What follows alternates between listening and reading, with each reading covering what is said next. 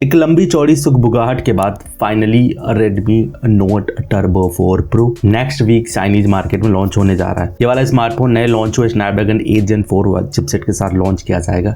हालांकि स्पेसिफिकेशंस के बारे में काफ़ी टाइम से चीज़ें निकल के सामने आ रही हैं। फाइनली ऑफिशियली भी कंफर्म हो चुका है कि ये वाला स्मार्टफोन नेक्स्ट वीक लॉन्च किया जाएगा। लेकिन हाँ, अभी तक लॉन्च डेट के बारे में फिलहाल कुछ पता नहीं चल रहा है। लेकिन जिस हिसाब से इसकी चीज़ें निकल के सामने आ रही हैं, यानी लीक्स, न्यूज़ आर्टिकल और र्यूमर्स वगैरह, उसके हिसाब से तो यही कहा जा रहा है कि वाला स्मार्टफोन ज़्यादा दिन दूर नहीं कि कब देखने को मिले। चाइनीज़ एक्सक्लूसिव वाला स्मार्टफोन लॉन्च किया जाएगा। लेकिन हाँ, ग्लोबल मार्केट और इंडिया के बारे में फ़िलहाल थोड़ी सी अच्छी खबरें नहीं आ रही हैं। लेकिन कुछ अच्छी खबर हैं जो एग्जैक्टली मैटर करती हैं कि ये वाला स्मार्टफोन क्या नए लेके आ सकता है। रेडमी की तरफ से फिलहाल इस वाले स्मार्टफोन को लेके लॉन्च डेट नहीं है निकली। लेकिन रेडमी के जनरल मैनेजर वॉन्ग ने एक वीवो पे पोस्ट शेयर किया जहां पे इन्होंने ये जरूर क्लेम किया है कि आने वाले कुछ दिनों में ये वाला स्मार्टफोन लॉन्च किया जा सकता है।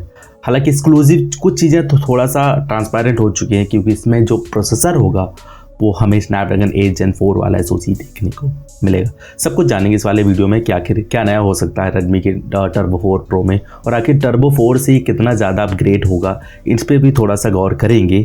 लेकिन एक चीज़ और रिक्वेस्ट करता हूँ आपसे, अगर चैनल पर नया हो तो सब्सक्राइब करके बेल नोटिफिकेशन ज़रूर प्रेस कर लीजिएगा, ताकि आपको डेली मेरे वीडियोज़ आपको आसानी से और जल्दी मिल जाएँ और इधर भी जल्दी चीज़ें हो जाएं।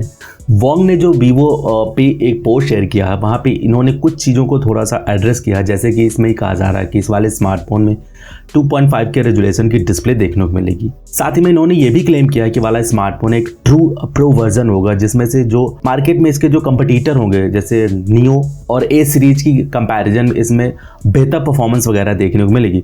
लेकिन रेडमी ने ऑफिशियली ये भी कंफर्म कर दिया है कि इस वाले स्मार्टफोन में स्नैपड्रैगन 8 Gen 4 वाला SoC देखने को मिलेगा, जो कि काफ़ी रेयर है। साथ ही में ये क्वालकॉम के नए 4 नैनोमीटर आर्किटेक्चर पर बने प्रोसेसर का पहला स्मार्टफोन होगा, या फिर यूं कहा जाए सपोर्ट करने वाला पहला स्मार्टफोन होगा। हालांकि इस वाले स्मार्टफोन को डिज़ाइन करने के पीछे क्वालकॉम का एक रोड मैप था। कहा जा रहा था कि इस वाले प्रोसेसर को इम्प्रूव करने के लिए इन्होंने ऑक्टो कोर के कुछ बड़े कोर्स का सहारा लिया।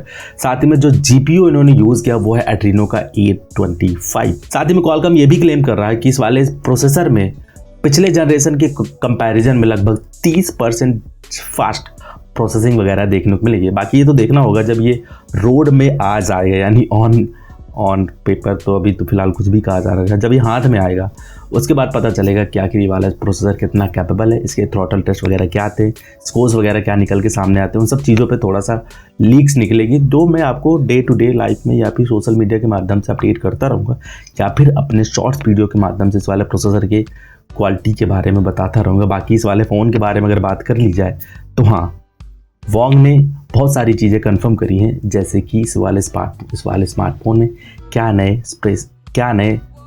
स्पेक्स वगैरह देखने को मिलेंगे। हफ्तों से टीजर सर्कुलेट होने के साथ साथ रेडमी ने एक चीज़ ऑफिशियली कंफर्म कर दी है कि वाला स्मार्टफोन उन यूज़र्स को ज़्यादातर ध्यान में रखकर डेवलप किया जा रहा है जो बेसिकली बिना ज़्यादा पैसा खर्च किए हुए एक प्रो लेवल या फिर फ्लैगशिप लेवल का एक्सपीरियंस करना चाहते हैं। तो मोटा तौर पे ये देखा जाए कि इस वाले स्मार्टफोन की जो प्राइस होगी वो लगभग हमें 25 से 30 हज़ार के आसपास देखने को मिलेगी, क्योंकि ये चीज़ बहुत पहले ही कंफर्म की जा चुकी है। लेकिन एक चीज़ और कही जा रही है कि इस वाले स्मार्टफोन के बारे में थोड़ा सा एक रूमर्स फैल रहा है कि ये वाला स्मार्टफोन इस प्राइस ब्रैकेट में जो स्पेसिफिकेशंस या हार्डवेयर वगैरह प्रोवाइड करेगा वो बेसिकली इस प्राइस ब्रैकेट में मिलने वाले जितने भी स्मार्टफोन आएंगे उनसे कहीं ज़्यादा बेहतर होगा।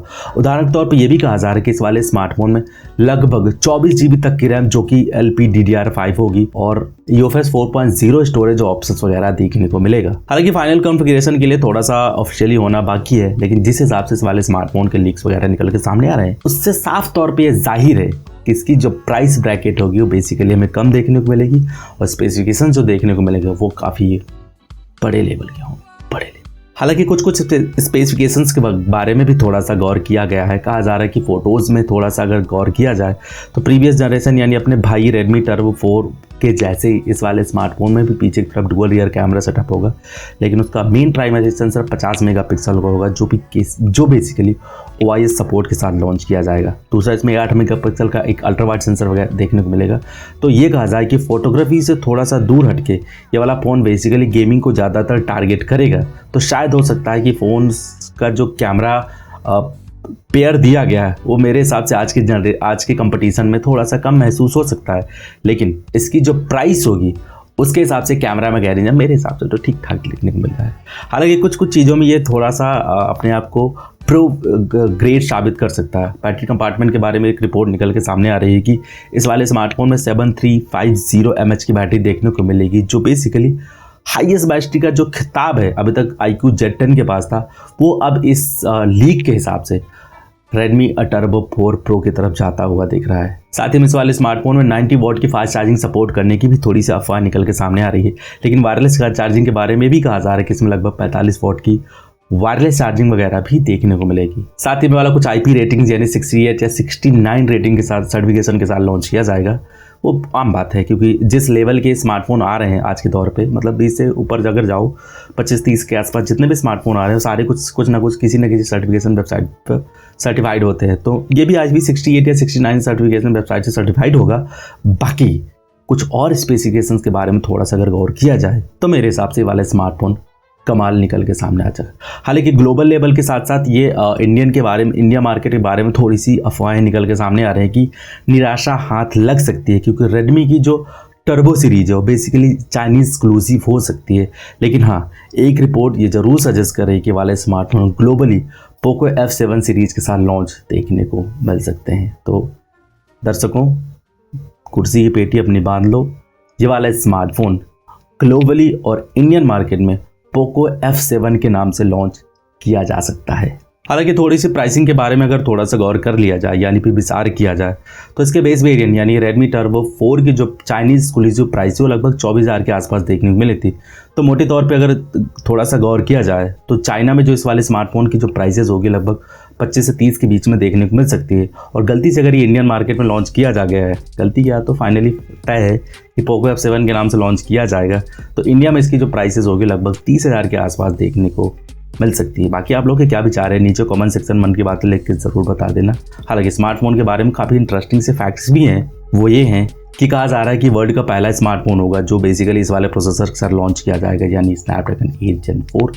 और दूसरी चीज़, वर्ल्ड का पहला ऐसा स्मार्टफोन भी होगा जिसमें बड़ी बैटरी देखने को मिलेगी। तो थोड़े से फैक्ट्स देखने हैं तो मेरे हिसाब से फ़ोन ठीक है, बस प्राइस मैटर करती है कि आखिर ये किस प्राइस पॉइंट पर लॉन्च किया जा सकता है। बाकी आप लोग विचार हो कमेंट सेक्शन मन की बातें लिख के ज़रूर बता देना। और एक स्मार्टफोन है जिसके बारे में मैंने आपसे डिटेल में यानी अपने दिल की गहराइयों से बात की, उसका वीडियो इधर मिल जाएगा। बाकी इस वीडियो में कुछ पसंद आया तो लाइक शेयर सब्सक्राइब का बेल नोटिफिकेशन जरूर प्रेस कर दीजिएगा। मेरा नाम है विकास, मिलता हूँ नेक्स्ट वीडियो में, तब तक के लिए take care, bye bye and always keep smiling. जय हिंद।